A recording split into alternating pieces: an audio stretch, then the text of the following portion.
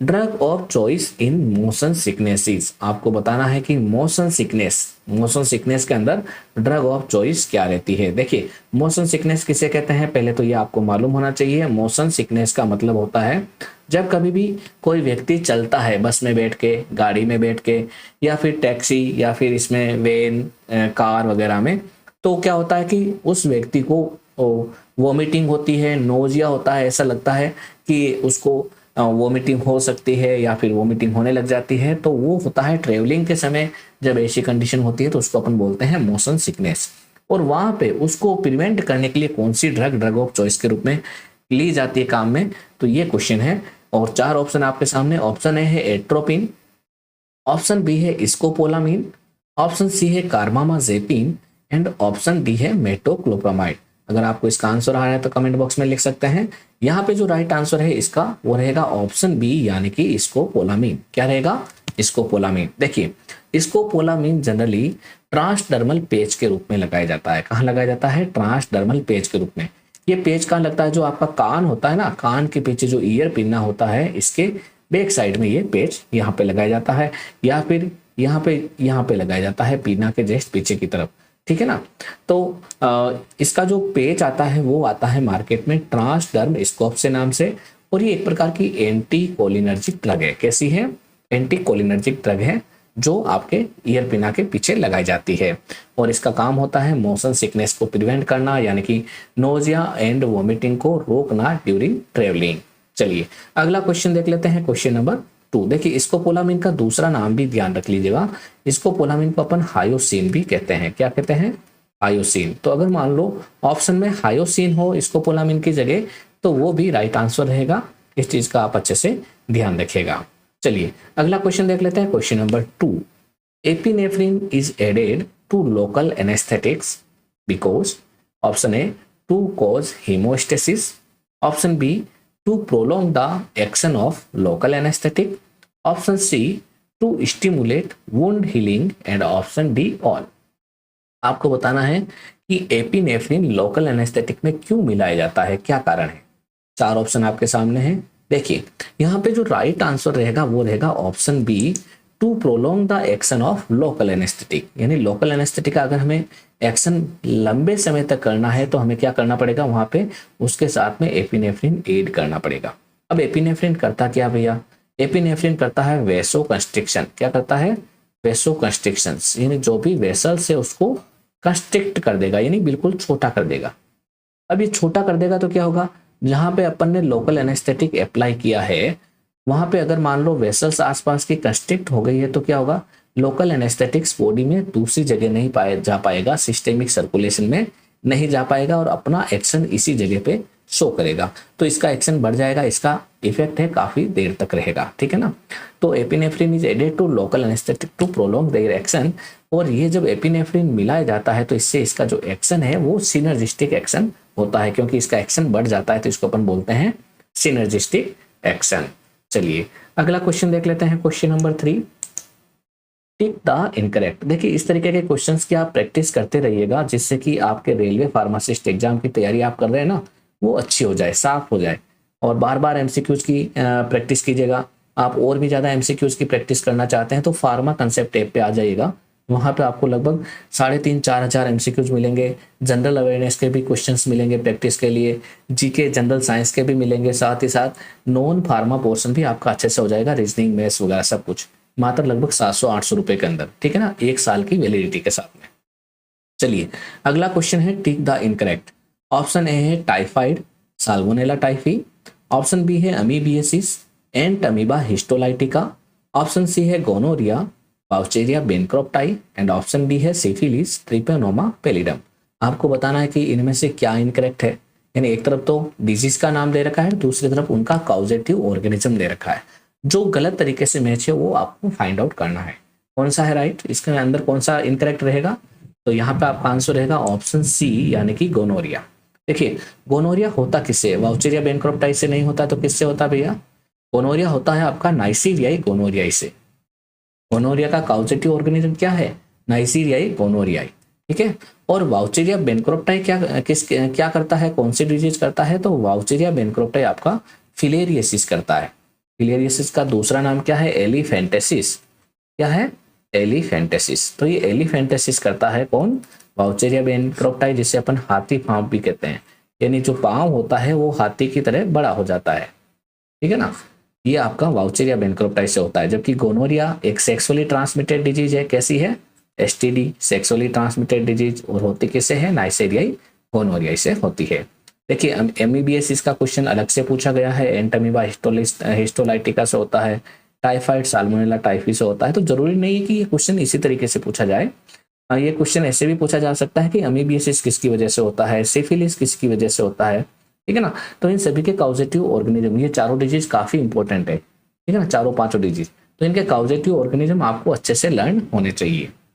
चलिए अगला क्वेश्चन देख लेते हैं, question number 4, tick the incorrect. यहाँ पे देखिए एक तरफ कुछ विटामिन के नाम दे रखे हैं और एक तरफ उनकी डेफिशिएंसी से होने वाली डिजीज के नाम दे रखे हैं। जैसे vitamin C scurvy, vitamin B1 beriberi, vitamin A loss of vision, vitamin D anaemia. तो आपको बताना है कि इनमें से इनकरेक्ट कौन सा है, ठीक है ना, कौन सी डिजीज है जो इस विटामिन की डेफिशिएंसी से नहीं होती है, कौन सा इनकरेक्ट पेयर है।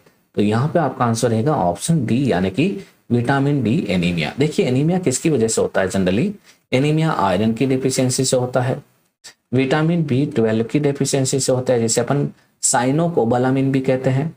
एकमात्र ऐसा विटामिन है साइनोकोबालामिन जिसके अंदर क्या पाया जाता है? कोबाल्ट मेटल पाया जाता है। ये क्वेश्चन भी कई बार पूछा जाता है, विटामिन B12 में कोबाल्ट पाया जाता है ना। और फोलिक एसिड, इन सभी की डेफिशिएंसी से आपका एनीमिया होता है। इसके अलावा पर्नीशियस एनीमिया की बात करें तो वो इंट्रिंसिक फैक्टर की डेफिशिएंसी से होता है, पर्नीशियस एनीमिया, ठीक है ना। तो अलग अलग एनीमिया के टाइप है, इसके क्वेश्चन भी हमने समझा रखे हैं फार्मा कंसेप्ट ऐप में। और विटामिन डी की डेफिशिएंसी से क्या होता है भैया? विटामिन डी की डेफिशिएंसी बोन पेन और मसल्स वीकनेस करती है। अगला क्वेश्चन देख लेते हैं, question number 5। Optic neuritis and peripheral neuritis are the chief adverse effect of respectively. आपको बताना है कि ऑप्टिक न्यूराइटिस और पेरिफेरल न्यूराइटिस किसकी एडवर्स इफेक्ट की वजह से होती है। इनमें यहाँ पे कुछ एंटी ट्यूबरकुलर ड्रग दे रखी है, उनका एडवर्स इफेक्ट है ऑप्टिक न्यूराइटिस और पेरिफेरल न्यूराइटिस। आपको बताना है कि कौन सी ड्रग ऑप्टिक न्यूराइटिस करती है और कौन सी पेरिफेरल न्यूराइटिस करती है। 4 ऑप्शन है। ऑप्शन ए है इथाम्ब्यूटोल एंड आइसोनियाजिड, ऑप्शन बी है आइसोनियाजिड एंड इथाम्ब्यूटोल, ऑप्शन सी है isoniazid and rifampicin, and option D है रिफाम्पिसिन एंड आइसोनियाजिड। देखिए ये देखते ही मेरे को याद आ गया एक पहला question, first line anti tubercular drug. ये भी क्वेश्चन बन सकता है, first line anti tubercular drug कौन कौन सी होती है? पेरिस से आप याद कर सकते हैं, P4 pyrazinamide, E4 इथाम्ब्यूटोल, R4 rifampicin, I4 isoniazid and S4 streptomycin. ये 5 ड्रग है जो कि फर्स्ट लाइन एंटी ट्यूबरकुलर है। अब इनमें से कुछ ड्रग है जो ऑप्टिक न्यूराइटिस और पेरिफेरल न्यूराइटिस करती है, तो आपको ये बताना है सीक्वेंस से। तो यहाँ पे आपका आंसर रहेगा ऑप्शन ए। देखिए इथाम्ब्यूटोल का जो एडवर्स इफेक्ट है वो है आपका ऑप्टिक न्यूराइटिस, यानी विजन में प्रॉब्लम क्रिएट करता है, विजन लॉस कर सकता है आपका इथाम्ब्यूटोल। इसलिए इथाम्ब्यूटोल को जनरली क्या है, छोटे बच्चों को अवॉइड किया जाता है, कॉन्ट्रा इंडिकेटेड है छोटे बच्चों में, क्योंकि जो छोटे बच्चे होते हैं ना उनको पता नहीं चल पाता है कि उनको विजन में कोई प्रॉब्लम आ रही है या नहीं आ रही है। इसलिए इथाम्ब्यूटोल जनरली जो नासमझ बच्चे होते हैं, बिल्कुल टीनेजर्स होते हैं, उनको नहीं दिया जाता है। इसके अलावा आइसोनियाजिड है, इसका एडवर्स इफेक्ट है पेरिफेरल न्यूराइटिस, इसलिए इससे बचने के लिए आइसोनियाजिड के साथ में पायरिडॉक्सिन दिया जाता है, ठीक है ना। तो यहाँ पे आपका आंसर रहेगा option A ethambutol and isoniazid. चलिए अगला क्वेश्चन देख लेते हैं, question number 6। Jesuit's bark is the synonym of. आपको बताना है कि जेसुर्स बार्क किसका सिनोनिम है। जेसुर्स बार्क किसका सिनोनिम है? ऑप्शन ए है सिन्नामोन, ऑप्शन बी है कुर्ची, ऑप्शन सी है सिनकोना एंड ऑप्शन डी है अश्वगंधा। जेसुर्स बार्क किसका सिनोनिम है?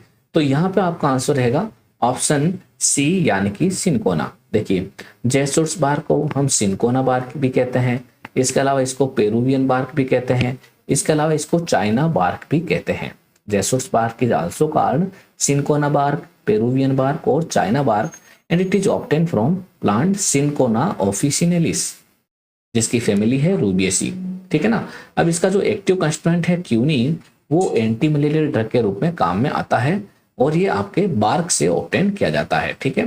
देखिए यहाँ पे जो हमारी क्लासेज है, यहाँ पे हम एमसीक्यूज ही डिस्कस कर रहे हैं। जो हमारी फार्मा कंसेप्ट के अंदर क्लासेज है वहाँ पे हम थियोरटिकल पोर्शन वगैरह कंप्लीट डिस्कस करते हैं। हर एक टॉपिक का थियोरटिकल पोर्शन वगैरह सब कुछ जैसे आपका सिलेबस है उसके अनुसार ही पूरा का पूरा डिस्कस किया हुआ रहता है, फार्मा प्लस नॉन फार्मा दोनों पोर्शन का। तो आप फार्मा कंसेप्ट ऐप डाउनलोड करके अपनी वहां से तैयारी कर सकते हैं। अभी वहां पे काफी अच्छा डिस्काउंट भी मिल रहा है। ठीक है। चलिए अगला क्वेश्चन देख लेते हैं। Question number 7, antacid causing laxative effective. आपको बताना है कि इनमें से कौन सा एक एंटा एसिड है जो लग्जेटिव इफेक्ट करता है। ऑप्शन ए है एल्यूमिनियम हाइड्रोक्साइड जेल, जिसका फॉर्मूला है AlOH का होल थ्राइस। ऑप्शन बी है कैल्शियम कार्बोनेट, जिसका फॉर्मूला है CaCO3। ऑप्शन सी है मैग्नीशियम ट्राइसिलिकेट यानी कि 2MgO 3SiO2 XH2O and option D है एल्यूमिनियम फोस्फेट यानी कि AlPO4। आपको बताना है कि इनमें से कौन सा एक एंटा एसिड है जो कि लग्जेटिव इफेक्ट करता है। तो यहाँ पे आपका आंसर क्या रहेगा, देखिए ट्राई कीजिएगा आप देने की। यहाँ पे जो राइट आंसर रहेगा वो रहेगा ऑप्शन सी यानी कि मैग्नीशियम ट्राइसिलिकेट। ये आपका लग्जेटिव इफेक्ट करता है। देखिए एंटासिड होते हैं ना, अगर हम उसके बात करें तो दो टाइप के एंटासिड होते हैं। कौन कौन से, एक तो होते हैं सिस्टेमिक। सिस्टेमिक का मतलब जो हमारे सिस्टेमिक सर्कुलेशन में जाए, जो एब्जॉर्बेबल है ना। तो उसका एग्जाम्पल है सोडियम बाइकार्बोनेट, जिसको अपन बेकिंग सोडा भी कहते हैं। सोडियम बाइकार्बोनेट का दूसरा नाम क्या है, बेकिंग सोडा। फॉर्मूला क्या हो गया, NaHCO3। देखिए ये एंटासिड जनरली बेल्चिंग करता है, इससे डकार आती है, फ्लैटुलेंस भी करता है और साथ ही सिस्टेमिक एसिडोसिस भी करता है, क्योंकि ये बॉडी में जाके CO2 को लिबरेट करता है, कार्बन डाइऑक्साइड को लिबरेट करता है, इसलिए ये सिस्टेमिक एसिडोसिस भी करता है। नेक्स्ट है नॉन सिस्टेमिक एंटासिड, जो कि नॉन एब्जॉर्बेबल होते हैं और उनमें जो होते हैं उनके नाम है, पहला एल्यूमिनियम कंटेनिंग। एल्यूमिनियम कंटेनिंग क्या करते हैं, कॉन्स्टिपेशन। क्या करेंगे, कॉन्स्टिपेशन। कैल्शियम कंटेनिंग भी आपके क्या करते हैं, कॉन्स्टिपेशन। और जो मैग्नीशियम कंटेनिंग एंटासिड होते हैं वो लग्जेटिव इफेक्ट शो करते हैं। तो देखिए एल्यूमिनियम, कैल्शियम, एल्यूमिनियम यहाँ पे A, B, D में दे रखे हैं, ये तीनों ही कॉन्स्टिपेशन करेंगे। जो मैग्नीशियम वाला होगा वो क्या करेगा, लग्जेटिव इफेक्ट शो करेगा। इसलिए जब कभी भी हम एंटा एसिड की प्रिपरेशन देते हैं तो क्या करते हैं, वहां पे एल्यूमिनियम और या फिर मैग्नीशियम की या फिर कैल्शियम और मैग्नीशियम का कॉम्बिनेशन देते हैं, जिससे कि उसका एक का लग्जेटिव इफेक्ट और दूसरे का कॉन्स्टिपेशन इफेक्ट आपस में न्यूट्रलाइज हो जाए और वो हमारा एंटासिड काम में आ सके। देखिए so combination antacid are used like magaldrate in which constipation effect of aluminium is neutralised by laxative effect of magnesium. चलिए ये समझ में आ गया होगा आपको। यहाँ से भी काफी क्वेश्चन पुटअप होते हैं। अगला क्वेश्चन देख लेते हैं, question number 8। If a gas cylinder should shoulder if a gas cylinder shoulder painted white and the remaining part is black, then which gas is filled in the cylinder. यानी ये कह रहा है कि जैसे ये गैस सिलेंडर है, ठीक है, इसका जो शोल्डर पार्ट है यहाँ पे ऊपर वाला वो कैसा पेंट कर रखा है, शोल्डर पार्ट तो व्हाइट है और जो रिमेनिंग पार्ट है ये पूरा का पूरा आपका ब्लैक है। तो आपको बताना है कि ये किस तरीके का सिलेंडर है, इसमें कौन सी गैस भरी हुई है। 4 ऑप्शन है आपके पास। ऑप्शन ए है नाइट्रोजन, ऑप्शन बी है ऑक्सीजन, ऑप्शन सी है carbon dioxide and option D है नाइट्रस ऑक्साइड। देखिए यहाँ पे जो आपका राइट आंसर रहेगा वो रहेगा ऑप्शन बी यानी कि ऑक्सीजन। अगर मान लो इस तरीके का सिलेंडर है जिसके अंदर आपका जो बॉडी पार्ट है वो तो काला है और जो शोल्डर पार्ट है वो सफेद है, तो वो ऑक्सीजन है। ठीक है ना। देखिए कुछ इंपॉर्टेंट जो भी आपकी गैसेज है उनके बारे में मैं बता देता हूँ जहाँ से क्वेश्चन पुटअप होता है। ऑक्सीजन की बात करें तो इसका जो शोल्डर पार्ट है वो व्हाइट रहता है, रिमेनिंग पार्ट हमेशा ब्लैक रहता है। ऐसे ही नाइट्रोजन गैस सिलेंडर की बात करें तो इसका जो शोल्डर पार्ट रहता है वो ब्लैक रहता है और जो रिमेनिंग बॉडी पार्ट है वो आपका ग्रे रहता है। कार्बन डाइऑक्साइड सिलेंडर की बात करें तो पूरा का पूरा सिलेंडर आपका ग्रे रहता है। कार्बन डाइऑक्साइड में क्या रहता है, जो पूरा सिलेंडर है उसका कलर ग्रे रहता है। ऐसे ही नाइट्रस ऑक्साइड जिसे अपन लाफिंग गैस भी बोलते हैं, नाइट्रस ऑक्साइड को क्या बोला जाता है, लाफिंग गैस, है ना। उसका पूरा का पूरा सिलेंडर आपका ब्लू रहता है। कैसा रहता है, ब्लू। नाइट्रस ऑक्साइड कहाँ काम आती है? इसे जनरली पहले एनेस्थेटिक्स में काम लेते थे, अब इसको कम यूज में लेते हैं। ठीक है। अगर हम बात करें एटमॉस्फेयर के बारे में, तो वहां पे अलग अलग गैसेस का ऑर्डर देखें तो सबसे ज्यादा होती है आपकी एटमॉस्फेयर में नाइट्रोजन गैस। क्या होती है? नाइट्रोजन, जिसका कंसंट्रेशन रहता है लगभग 78.08%। फिर होती है ऑक्सीजन बाई वॉल्यूम 20.94%, फिर आर्गन 0.93% एंड देन होती है कार्बन डाइऑक्साइड जिसका वॉल्यूम 0.03% रहता है। ये भी कई बार पूछा गया है। देखिए, ऑक्सीजन और हीलियम का मिक्सचर सिलेंडर में प्रेफर किया जाता है 21:79 में। 21 पार्ट तो आपका ऑक्सीजन और 79 पार्ट आपका हीलियम जनरली काम में लिया जाता है, प्रेफर किया जाता है। किसके लिए? और सीवियर पल्मोनरी डैमेज पेशेंट, यानी ऐसे पेशेंट जिनका पल्मोनरी सिस्टम है वो सीवियरली डैमेज हो चुका है, तो वहां पे जो ऑक्सीजन की सप्लाई दी जाती है वो ऑक्सीजन प्लस हीलियम को मिक्स करके दी जाती है 21:79 में। ऐसे ही देखिए एक क्वेश्चन यहाँ से और पुटअप होता है। कौन सा? जो कार्बन डाइऑक्साइड है अगर उसको फ्रोजन फॉर्म में काम में ले, यानी उसको बिल्कुल कम टेम्परेचर में काम में लें, तो वहां पे CO2 गैस क्या हो जाती है? सॉलिडिफाई हो जाती है। और उस सॉलिडिफाई CO2 को, उस सॉलिडिफाई कार्बन डाइऑक्साइड को हम क्या कहते हैं? Dry ice. क्या कहते हैं? Dry ice. तो यहां से भी क्वेश्चन पुटअप होता है कि ड्राई आइस किसे कहा जाता है? तो जो फ्रोजन फॉर्म है कार्बन डाइऑक्साइड की उसको हम ड्राई आइस कहते हैं। इसके अलावा जो लिक्विड नाइट्रोजन गैस है उसका अगर बॉइलिंग पॉइंट -196 डिग्री सेल्सियस हो, यानी बिल्कुल कम टेम्परेचर पे अगर हम लिक्विफाइड नाइट्रोजन गैस रखे हैं, तो वो जनरली क्रायो सर्जरी में काम आती है। कहाँ काम आती है? Cryo surgery. क्रायो सर्जरी का मतलब होता है बिल्कुल कम टेम्परेचर, माइनस टेम्परेचर पे जो सर्जरी की जाती है वहां पे लिक्विफाइड नाइट्रोजन गैस काम में ली जाती है, जिससे कि वो सर्जरी जल्दी जल्दी हो जाए। इसके अलावा क्रायो प्रिजर्वेटिव, यानी कई ऐसी चीजें होती हैं जिनको प्रिजर्व करने के लिए बिल्कुल कम टेम्परेचर चाहिए होता है माइनस में, तो वहां पे लिक्विफाइड नाइट्रोजन गैस काम में ली जाती है। तो यहाँ से कई जगह से क्वेश्चन पुटअप हो सकता है एग्जाम में, आप इनमें से सारी चीजें हैं वो अच्छे से तैयार कर लीजिएगा। नेक्स्ट क्वेश्चन देख लीजिएगा, question number 9, a rich source of vitamin C is. आपको बताना है कि इनमें से कौन सा एक विटामिन सी का एक बहुत ही अच्छा रिच सोर्स है। 4 ऑप्शन है आपके सामने। ऑप्शन ए है ओसीमम सैंक्टम, ऑप्शन बी है अजेडी रेप्टा इंडिका, ऑप्शन सी है allium sativum and option D है अम्बलिका ऑफिसिनेलिस। आपको बताना है कि इनमें से कौन सा एक विटामिन सी का बहुत ही अच्छा सोर्स है। देखिए यहाँ पे जो राइट आंसर रहेगा वो रहेगा आपका ऑप्शन, क्या रहेगा? ऑप्शन डी, यानी कि अम्बलिका ऑफिसिनेलिस। अम्बलिका ऑफिसिनेलिस का मतलब होता है आंवला। आंवला होता है ना भैया, वो आपका विटामिन सी का बहुत ही अच्छा सोर्स होता है। देखिए इन सभी के बारे में हम थोड़ा सा जान लेते हैं। ये एक प्रकार का फार्माकोग्नोसी का क्वेश्चन है और इन सभी ड्रग्स के बारे में, इन सभी जो प्लांट के बारे में है हमें जानना जरूरी है, क्योंकि यहाँ से भी क्वेश्चन पुटअप हो सकता है। देखिए अगर आप और भी अच्छे तरीके से RRB एग्जाम की तैयारी करना चाहते हैं तो मैं तो आपको सजेशन दूंगा कि आप हमारे साथ यानी फार्मा कंसेप्ट के साथ जुड़ जाइएगा। फार्मा कंसेप्ट की जो भी हमारी लाइव क्लासेज है, रिकॉर्डेड क्लासेज है, इंपोर्टेंट नोट्स है, साथ ही साथ लगभग 3 से 4 हज़ार की टेस्ट सीरीज है जिसमें सब्जेक्ट वाइज क्वेश्चन के कंप्लीट एक्सप्लेनेशन है, जैसे यहाँ पे अभी आप देख रहे हैं। और साथ ही minor test, major test, previous year के अलग अलग कंपटीशन एग्जाम के क्वेश्चंस, ये सब कुछ वहाँ पे आपको मिलने वाले हैं मात्र लगभग 700-800 रुपये के आसपास। देखिए ये वेरी करता रहता है, डिपेंड ऑन डिस्काउंट, है ना। तो वैसे तो प्राइस 1200 में है, 1200 में, बाकी प्राइस अगर मान लो डिस्काउंट होता है जनरली तो वहाँ पे 700-800 में वो आसानी से मिल जाता है। तो उसको आज ही परचेज कर लीजिएगा, जिससे कि आप अपनी तैयारी फार्मा और नॉन फार्मा दोनों पोर्शन की अच्छे से कर सकें। देखिए यहाँ आंवला की बात करें तो आंवला फ्रूट कहाँ से ऑब्टेन होता है? अम्बलिका ऑफिसिनेलिस से।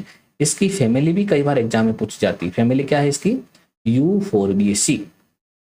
आंवला की फैमिली क्या है? यूफोर्बिएसी। ये एक प्रकार का विटामिन सी का सबसे रिचेस्ट सोर्स में से एक नाम आता है। दूसरी ड्रग्स हम देख लेते हैं, जैसे तुलसी। तुलसी कहाँ से ऑब्टेन होती है? बल्ब से, और इसका प्लांट का नाम है ओसीमम सैंक्टम। यहाँ पे ऑप्शन ए में दे रखा है ओसीमम सैंक्टम, ये तुलसी है ना।